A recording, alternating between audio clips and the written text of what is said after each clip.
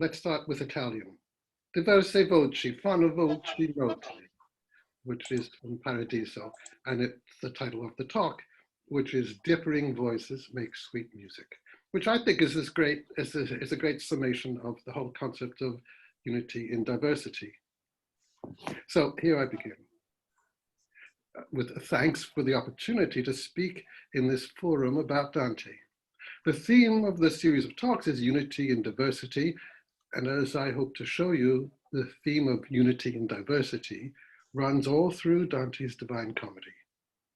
It's not the only thread, the only theme, but one of the great things about the Divine Comedy that make it such an infinitely rich poem is the number of different themes or threads woven into the pattern of this long narrative poem. Various themes brought together in one poem, diversity in unity. So we must begin with acknowledging that, like all approaches to Dante, this one will be only partial, only a part of the whole, though, at least in my mind, a very important part. And your mind too, I'm sure. Now, before we begin, here's a few preliminaries. First, I'm going to read this talk rather than just speak from notes, primarily because I'm afraid I tend to get carried away when I start talking about Dante, and having a closed script in front of me will keep me in check, and will, I hope, ensure that we keep to the time, which will be about 45 minutes, leaving time for any questions and discussions afterwards. I've made a few assumptions I should explain. Some assumptions. First of all, I assume that we all understand the concept of unity and diversity, or diversity and unity. There's no need to explain what it means or to stress how valuable this universal pattern is for enriching our human experience. In any case, as I proceed, the term will become clearer, at least in the sense I'm connecting it with Dante. There he is. There's Dante, and there on the right is Florence, his city, which had exiled him by the time he was writing this poem. I'm just going to give you a few illustrations to keep your eyes engaged while your ears are listening. Now, another assumption I'm coming with is that you come with a certain basic knowledge of Dante Alighieri. Perhaps you've read the Divine Comedy, perhaps only the Inferno, or maybe you've just heard about it. I'll begin with a short introduction to the poem, which will provide a framework for the rest of the talk. I do not propose to open up any new profound scholarly findings about the poem. It's not that kind of a talk. But instead, my aim is just to bring a few parts of the poem alive for us today, to watch the way these parts depict in poetic form our theme of diversity and unity, or unity in diversity. So start with the very basics. The Divine Comedy is a didactic narrative poem of over 14,000 lines, written in the first quarter of the 14th century. Although the narrative takes the main character of fictionalized Dante into the realms of the afterlife, the poem is not a tract explaining Christian doctrine about our literal life after death. I mean, if you die an unrepentant glutton, for instance, you'll not literally end up after death lying naked in stinking mud as cold rain and sleet pelt down on you and on all the others like you, hemming you in as you writhe around fruitlessly seeking some sort of comfort. Of course, it won't be like that. Well, I don't know for sure that this won't be your fate, but I'm assuming that whatever happens after death is not literally like this. Similarly, the saved souls are not literally sitting in a kind of amphitheater around the heavenly center of the divine presence, each with his or her own special seat in the arena. No, I keep in mind that this is primarily a poem, transforming medieval Catholic doctrine and European history and Dante's personal life into a work of the imagination, full of resounding, resonating imagery, dramatic encounters, mythic archetypes, and complex and rich language. though the language itself is something that's beyond our attention here today. On the poetic level, therefore, we're not reading about punishment or reward after death. We are reading, seeing, metaphoric depictions of the state of our souls in this life. The sights in hell can help us see and understand more vividly what is going on inside us when we act in wrongful ways. The sights in purgatory show us what we do, or perhaps what we must do, when we turn away from these wrongful ways, cleansing or purifying ourselves. And the sights in heaven depict what our life is like when, open to grace, we join with others in loving community. Community, certainly the way Dante treats it, is, we realize, another name for diversity and unity. So is the word relationship. A community exists as an interactive, cooperative relationship of diverse people recognizing a common unifying bond. Let me give that again. A community exists as an interactive, cooperative relationship of diverse people recognizing a common unifying bond. You can take issue with that definition later on if you'd like.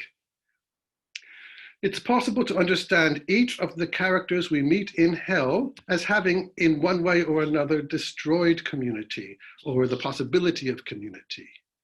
All relationships are ruined there. There's certainly diversity, well over 20 different categories of sin in the Inferno, but there's no unity, as I'll demonstrate in a few minutes. The categories of sin reappear in Purgatory, though in different forms. We find plenty of diversity here, but now there's also a unity throughout, if only because all the souls share the same goal of purging the stain of sin so they can join the heavenly host. And the souls in heaven, everything about them, I propose, can dramatize for us the harmonious interplay of diversity and unity. We'll see more about this as we go on. It's time now to look in more detail at the ways diversity and unity appears in the three sections of the Divine Comedy. And so first, the Inferno, where Dante is led by the ancient poet Virgil through 9 concentric circles, forming a kind of funnel shape down to the center of the earth. Justice made me, Dante reads on the gateway to hell, which is an indication that despite the individual areas of apparent chaos, nevertheless, the whole place is actually an ordered unity, a unity divided into 3 diverse sections of sins. First, incontinence, that is taking something good in itself, like passion, and going too far with it or applying it in the wrong direction. Then violence towards others, towards oneself, and towards God, nature, crafts. And finally, fraud, further divided into 10 subsections of fraudulent actions and 3 subsections of a worse form of fraud, treachery, the betrayal of trust. Now, I think we're going to move into specifics. Before these 3 divisions of sin in hell comes one preliminary region, what we call the vestibule, where Dante's first experience in this world after death is the vision of innumerable naked figures rushing behind each other, frantically following a flag up ahead, stung and bitten by vicious insects, which spur them onwards as they weep in grief, their tears and blood mixing together at their feet, forming puddles in which maggots are breeding. And you see some of that in this picture. Dante says, I had not thought death had undone so many, which you may recall from T.S. Eliot, who lifted it. These are the pusillanimi, the puny-souled ones, who never made any choices in their life. Their situation here presents an emblem of this vacant life, in which, instead of exercising their free will to determine their actions, they just followed whatever was going, stung and bitten by the emotional allure being paraded in front of them. Today, these are those who see a dishwasher advertised on television and go out and buy it. Or worse, allow the inflated rhetoric of a demagogue to move them to cast their vote that way without thinking or making up their own mind about an issue. They're not damned exactly, since they never chose evil, they never chose anything. They are simply thrown away, despised even by the sinners in hell proper. Well, that's our first sight in the Inferno. These creatures certainly all unified behind a flag, like people at a political rally. But where's the diversity? You can't see any diversity in that picture. Although Dante says he recognizes a few of them, they seem to have no identity. They are there simply to be dismissed. Non ragioniam di loro, Virgil says. Let's not speak of them. Guarda e passa. Look and move on. Without any kind of diversity, there's nothing to take note of here. Let's move on to point out a few specific moments in hell proper. First, there's Paolo and Francesca, one of the most famous episodes in the Divine Comedy. They're on the circle of lust. Lust for Dante is not quite what we mean by the term today as strong sexual passion. Here it's more like passion, sexual, but we could see it as more than that, any kind of strong passion directed in the wrong way. Passion itself is one of Dante's great themes. It's wonderful that you can't live without passion, but directed the right way. Francesca was married to a horrible man and seems to have had every reason to look elsewhere for love and comfort. But it was wrong to do this, especially when she turned to Paolo, her husband's handsome brother. The husband discovered them in bed, the story goes, and killed them, and they end up here in hell together forever. Together, but not unified. Francesca's attempts to arouse Dante's pity for her are, we notice, entirely self-centered, blind to her own responsibility for consenting to that erotic moment in the bower with Paolo, blaming abstract love or subtly blaming Paolo for having taken the initiative, referring to him simply as questi, che mai da me non sia diviso, this one who will never be parted from me. And Paolo, he says nothing, but simply weeps the whole time. As she says, the two of them are not divided, but we couldn't say they're united. They are a kind of perverted image of the unity of a loving couple.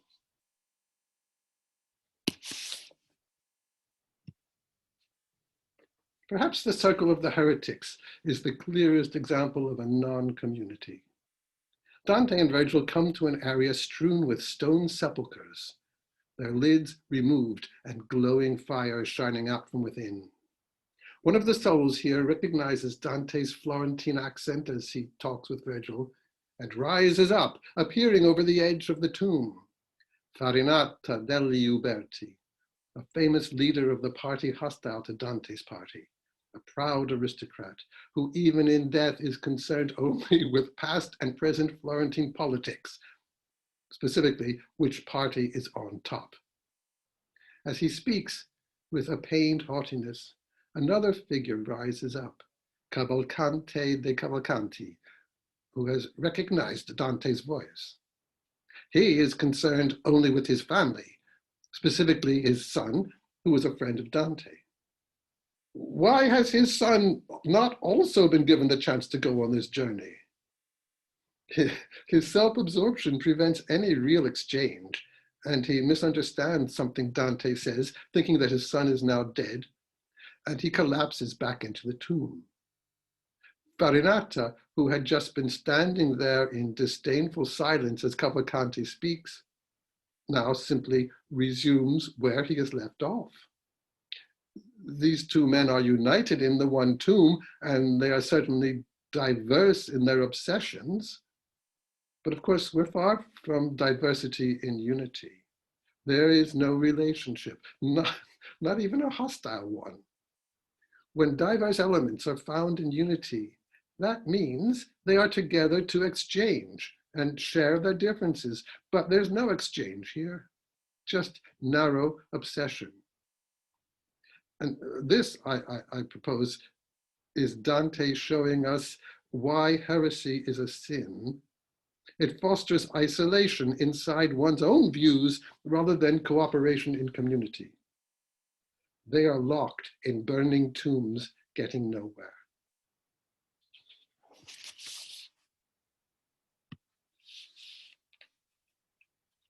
One of the strangest moments in the Inferno, and Dante's not shy about bragging that here he is outdoing all his predecessors, comes in the ditch containing the thieves. By Roman law, a person's property is part of that person's identity. Steal someone's property, you are also stealing that person's identity. The souls here are surrounded by monstrous snakes and other serpent-like creatures. Dante suddenly sees a four-legged serpent jump up, and in a mockery of erotic embrace, he hugs one of the men, or it hugs one of the men, not kissing, but biting both cheeks, and gradually the figures lose their shape and color and are transformed into a new monstrous shape that goes loping off out of sight. That's not quite what we see in this picture here, but it's very hard to have a static picture of this kind of transformation. Now, this is certainly an example of diversity in unity of a sort. I mean, two creatures are becoming one, only this is a sterile intercourse, and the diversity is lost in this new form.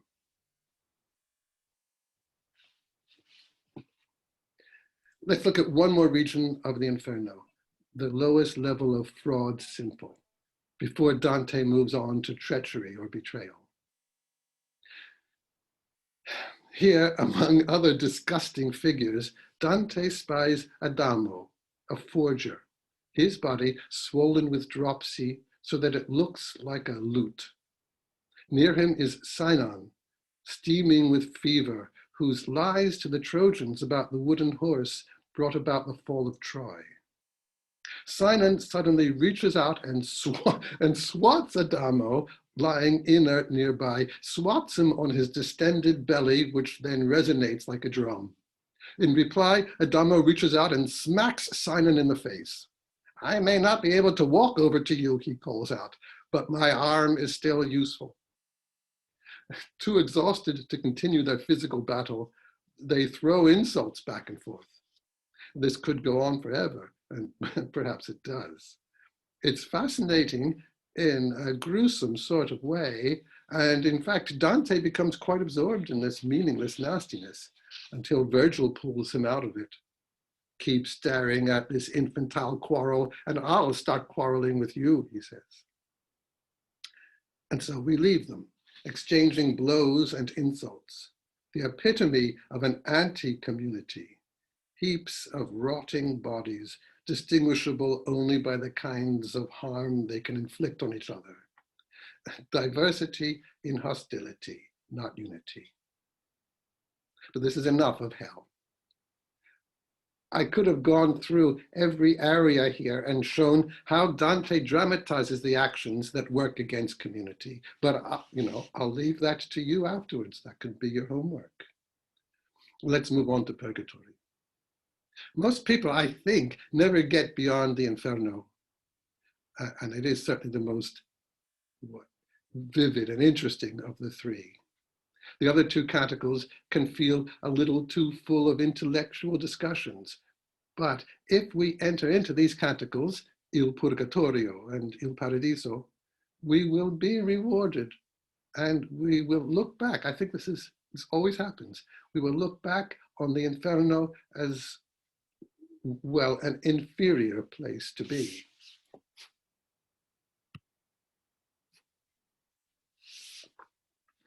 There's not purgatory. Now let's see how our theme of diversity and unity, that is community, is treated in parts of the second canticle, Il Purgatorio. We are at Mount Purgatory, an immensely high mountain on the only bit of land found, according to Dante's geography, in the southern hemisphere.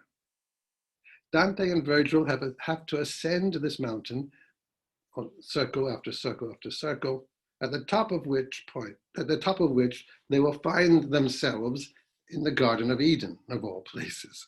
At which point Virgil's task as guide has ended.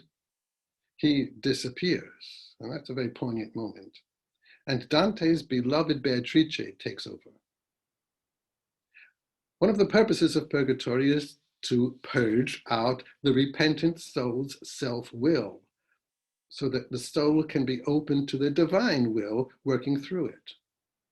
This means, almost necessarily, that there will be less sense of individuality or individual variety between the souls Dante finds here. No one acts in an idiosyncratic way, but as part of a group, although each of the souls Dante meets here relates his or her own individual history. And this in itself forms a kind of diversity and unity. All these people with their diverse backgrounds, nuns, artists, warriors, politicians, philosophers, coming together in the common cause of moving closer to the divine.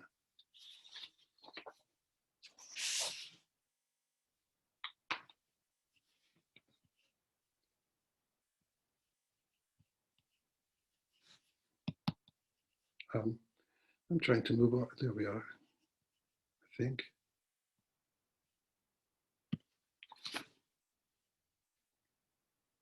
Now, especially early on in the Purgatorio, these souls moving together in a group seem little better than sheep. In fact, that's how Dante describes them.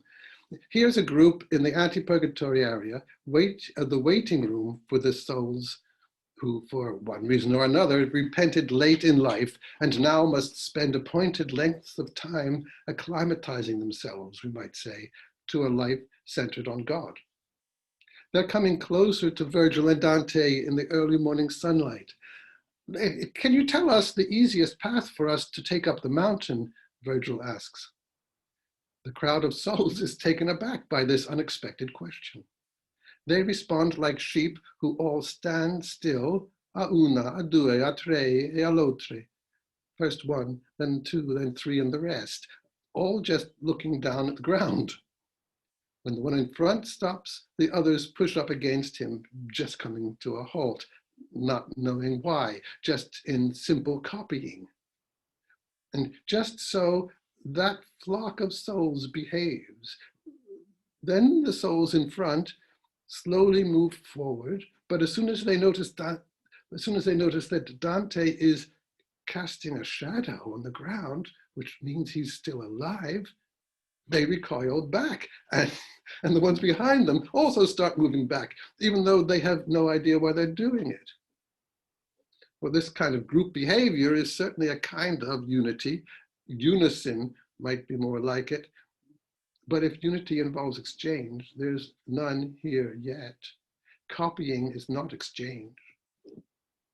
These souls might be sheep-like, but they're saved souls and are courteous and invite Dante and Virgil to walk along with them and lead them to a cutting in the rock face, up which the two can climb to the next level.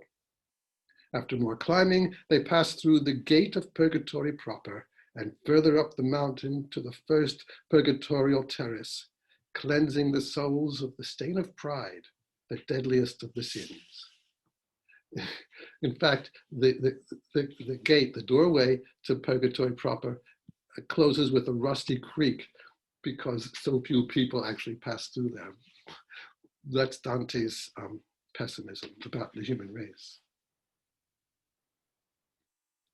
Now, up here on the terrace of pride, Dante sees a line of figures bent over, carrying huge stones, rocks rather, on their backs, a fitting emblem of breaking their stiff-necked pride. Dante encounters here Umberto Aldobrandesco, who briefly speaks of the pride that characterized his life on earth. And then, waiting until Umberto finishes, not as they would in hell, not interrupting him, someone then calls over to Dante. That's Odorizzi da Gubbio, a famous illustrator whom Dante knew. Dante praises his fine work. No, says Odorizzi, don't praise me. Franco Bolognese now does much better work than I did. He should get the praise. Indeed, the art of painting here is seen as a kind of ongoing community, as Odorizzi describes the way the best painter of one generation gives way to the best of the next generation. His point is that worldly fame is fleeting. As an example of fleeting fame, Odorizzi points to someone up there ahead of him, Provenzan Salvani, once the ruler of Siena, now almost forgotten. If this were hell, he would then say something cruel about Provenzan, or perhaps shout out loudly some insult so the man could hear it and suffer further. But this is a saved soul, part of a community, not of artists now, but of the suffering souls. And he praises Provenzan to Dante as someone who had humbled himself in the marketplace in order to redeem a friend in prison, a good deed that saved an otherwise proud life. We're beginning to see the way the true relationships in a true community work.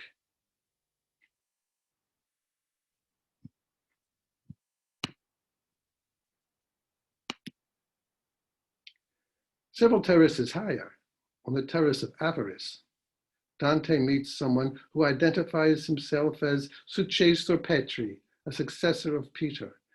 That is, he was a pope, Peter having been the first pope. And of course, you do find a lot of church people in the sin of avarice, both in hell and in purgatory. Money is the big besetting evil of the church for Dante. Dante kneels down, you see him kneeling there. Dante kneels down. We can tell that this figure here is Pope Adrian V, from what he tells Dante.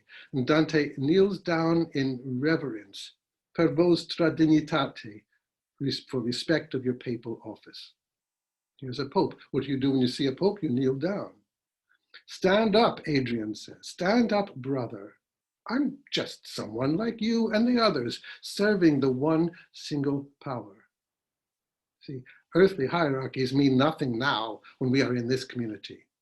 It is simply our various souls, naked souls, you see they're naked because it's the naked souls, our various souls in unity, as he says, serving the one power, that is God, of course. And notice that he calls Dante brother. That's what we do in this divine community. As we see more and more as we go on, the saved souls refer to each other only as brother or sister. That relationship in which there is no higher or lower, just equal, if diverse, members of the one family. The Purgatorio ends, as I mentioned earlier, at the Garden of Eden, where Beatrice takes over from Virgil as Dante's guide. The Paradiso begins as Beatrice and Dante rise up from the earth into the heavens. Dante keeps his gaze set on Beatrice, who is gazing upwards, and almost in a flash, he finds himself transported with her to the first sphere, the moon. You'll recognize, I suppose, that Dante's Ptolemaic universe figures the sphere of the earth in the center and concentric spheres of the planets, or stars, as Dante calls them, surrounding the earth, and then beyond them, the divine presence energizing it all with its love.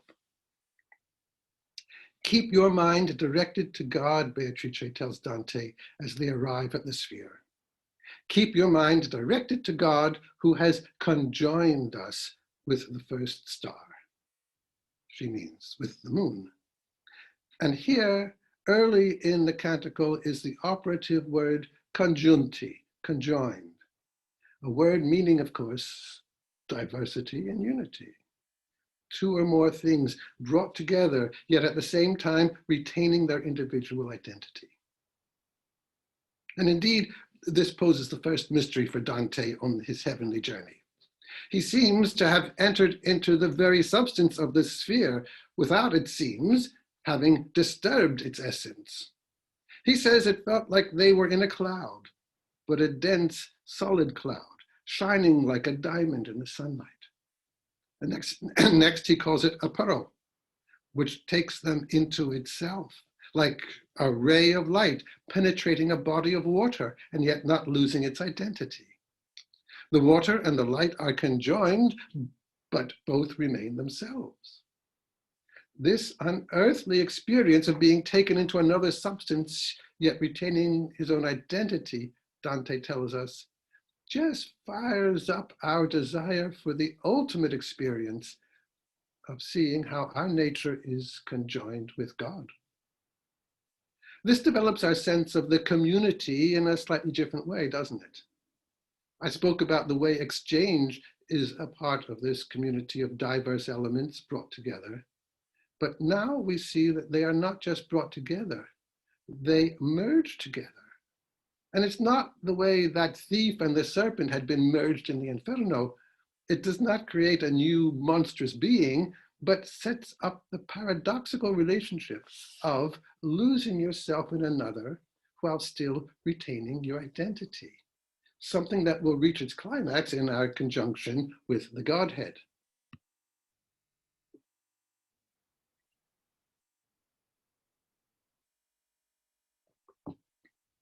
I want to turn now to the way the heavenly souls interact with Dante, which is, we might say, Dante's way of showing us what true community is like, what happens when diverse beings are truly in unity. As soon as Dante arrives on the sphere of Mercury, for instance, a crowd of mercurial souls rushes over to him. You can't see the whole picture, but they're all just coming right down to him.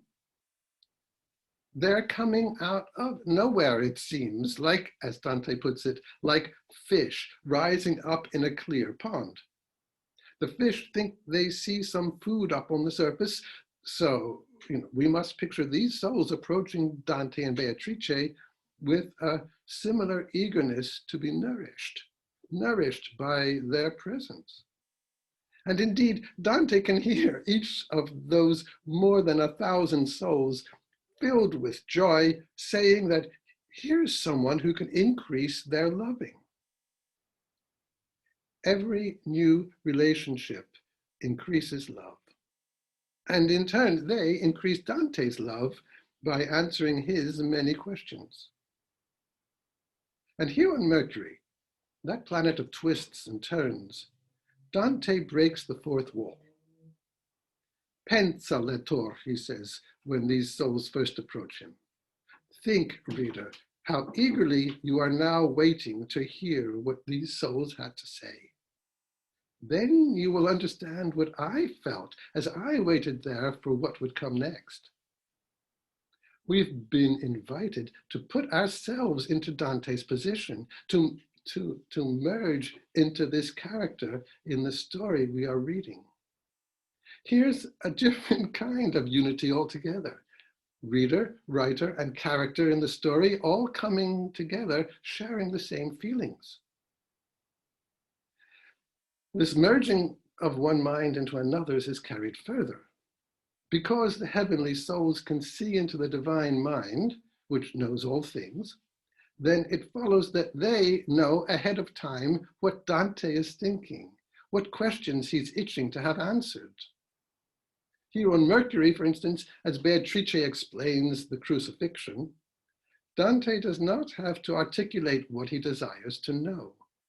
Beatrice merges, we might say, merges herself into his mind and speaks for him. Here's how she puts it. You are saying in yourself, I understand what you, Beatrice, are saying, but why did God have to carry out his program of redeeming us by this cruel method? In other words, at this point we have Dante the poet putting words into the mouth of Beatrice, who is putting words into the mouth of Dante, the character in the story. So whose words are these then? Dante the poet's? Beatrice's? Dante the character's? Yes, of course, all of them. The same words, various speakers at the same time.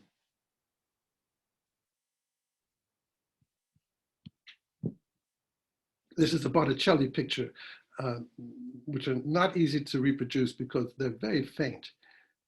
And this doesn't really show you much of what Venus was like, but rest assured, it's sort of what Venus is. Because here we are on Venus. There's a playful aspect to this kind of entering someone's mind as well.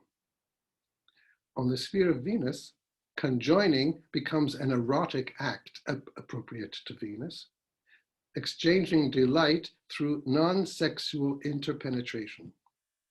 For instance, Dante meets Cunizza, a feisty woman who had lived a wild life with several different men before she calmed down and devoted herself to acts of charity. In almost every previous encounter, one of Dante's first questions has been the simple, "Who are you?" But it's different now. Instead of asking, "Who are you?" Dante sort of teases Cunizza with an intricate, erotic, we might say, even transgender invitation for her to enter into him.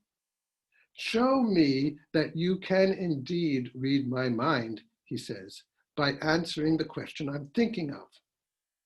In other words, penetrate into me, become one with me. In the heavenly context where all souls are in unity, you can get away with this sort of playfulness. This teasing of Cunizza just seems a prelude, though, to a more intricate playfulness that comes next, when Dante is speaking to Folco, a famous Provençal poet. Maybe it's because he's speaking with a fellow poet that Dante speaks as intricately and elaborately as he does here.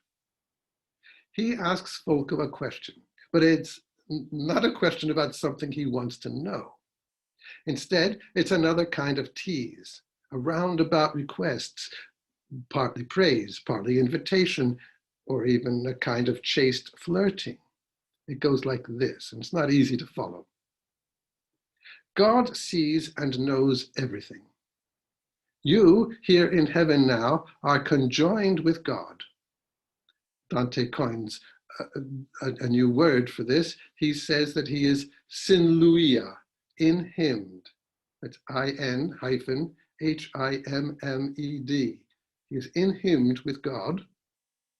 And so, he goes on, you have access to God's knowledge. And thus, you must already know what it is that I want to know. So now, if you know what I want to know, why does your voice not immediately satisfy what I want to know? He's challenging Folco with the assumption that love naturally satisfies any need as soon as it sees it. But he takes the game even further, with something of chutzpah in it. He says, I would already have answered your questions if I were conjoined to me as you are conjoined to me. I suppose one could interpret the tone of these lines in various ways, but to me, they're one of the most playful lines in the poem. And the language too continues to play with two more coined words. If I could in you me as you can in me you, if I could bring you inside me in the way you can bring me inside you, the pronouns become almost too confusing to make out, but they can be made out, just as the two identities merge, but at the same time remain individual. There's not time to go into many of the other manifestations of diversity and unity in the Paradiso. But let's have one more instance before we get to the archetypal diversity and unity that is God himself. On the sphere of Jupiter, the souls of the righteous rulers, appearing as points of ruby light, form themselves into the shape of an eagle. You can sort of make that out in that picture, can't you? The eagle is the bird of Jupiter, and more importantly, the symbol of Roman justice. Admitting that he is about to describe something that no one before has ever described, not even in fantasy, Dante tells us that this eagle, formed by those many souls, opened its beak and began speaking. It's like a cartoon, but it's not a cartoon. It is, among other things, an emblem of the paradox we've been following, of both many and also one. The many souls performing one single action and voice. When the ego speaks, it uses io and mio, I and mine, instead of noi and nostro, we and our, emphasizing the unity of its parts. But when Dante addresses it, he uses voi, you plural, reminding us of the diverse units conjoined into the one larger unit, yet not losing their individuality in it. It was like, Dante says, in an analogy that seems helpful, it was like a coal fire, comprised of many individual lumps of coal, but projecting out one unified wave of heat. Speaking of Roman justice, we should turn for a second to Dante's political views. He held firmly that an empire was the preferable form of government, creating a balance of power between the emperor and pope, between civil and ecclesiastical power. But the point of an empire for our purposes here is that it enacts the theme of diversity and unity. All the different nations and city-states in Europe united by one central system of justice, if only that justice could be administered in an effective and responsible way. Otherwise, you end up with the Italy of Dante's day, individual cities or regions at war with each other, or even factions within the cities at war with each other, making a mockery of what should have been a unified Catholic Church. And now to move on to the archetype of diversity and unity. Here at the Empyrean, the last place they visit. It's not really a place anymore. We've gone beyond time and space. Here's the Trinity, the structure of the Godhead, the Father as the source of all loving energy, the Son who brings that energy into earthly form, and the Holy Spirit, who is, we might say, that energy itself. Three persons in one God, to give its technical definition. And even within the second person of the Trinity, the Christ, we have diversity in unity, as the doctrine holds that Christ, incarnated as Jesus, was perfect man and perfect God. That's the doctrine. How does Dante give it imaginative life? There are Trinitarian elements throughout the poem, but the climax comes at the very end, when Dante himself is conjoined with the Godhead, losing himself without losing himself in the divine presence. Dante's purified and strengthened sight now gives him a vision of the way all things are ultimately connected in one grand divine plan, or as he puts it, he sees all the pages from all over the universe bound together into one coherent volume. I like that. A book is the perfect example of diversity and unity, isn't it? He now understands how all earthly things fit together, how that great knot of universal creations is put together, the great unity of all the created diversity. He can tell he sees this deep truth because, even as he writes this for us, he can feel his heart expand. As he now gazes at the light at the center of all creation, what he sees changes, or rather it doesn't change since it is always the same, but his sight strengthens and enables him to see more of it. It only seems to be transformed. It's Dante who's being transformed, really. Now, in the depth of that light, he sees three circles appear, each a different color, but each occupying the same place, as though the second circle is a reflection of the first, and the third is a kind of fiery outbreath of the first two. it's impossible, of course, to describe this accurately. This, as he expects us to recognize, is the Father and the Son, co-equal, and the Holy Spirit, who proceedeth from the Father and the Son. Then he begins to perceive a human form in one of the circles, the second person of the Trinity, both God and man. Dante's rational mind is still trying to make sense of this apparently contradictory human presence in the Godhead. How does that form come to be in the circle? But of course, his human mind is not able to get very far with this kind of question until, like a sudden bolt of lightning, he has an instant revelation of the truth. He understands the essential divine paradox. He can't explain to us what this revelation is. He can only say that he saw it. It's up to each of us to perceive it in our own way, in our own time. And then finally, in the penultimate line of this long poem, Dante tells us that once his intellectual restlessness has been put aside by that flash of insight into God, his will and his desire merge in harmony. His great desire is to be conjoined with God. And now his will is so purified that he chooses only those things that will lead to this conjunction. This, we see here, is the ultimate goal of human life, the state obtained by all these heavenly souls we've been seeing throughout the Paradiso.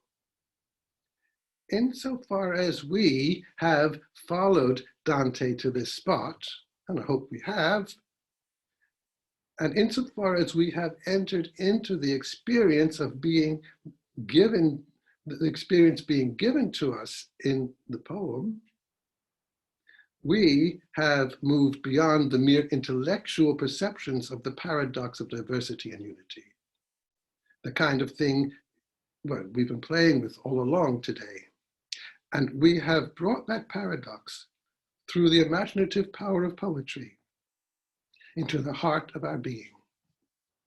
We are open to our deepest desire for unity with God, and we consent to this unity. Aware of our desire, our love, and giving it our assent affirms our individual action, even as we allow ourselves to be subsumed into the love that moves the sun and the other stars, the entirety of our universe. And there Dante leaves us. And there I'll stop myself. I'm ashamed, partly, of all that I've had to omit in this discussion or oversimplify. But Dante knows we can go only as far as our form allows us. And this talk is constrained by time limitations. It's time now to stop and see if there are any questions or comments. So, thank you.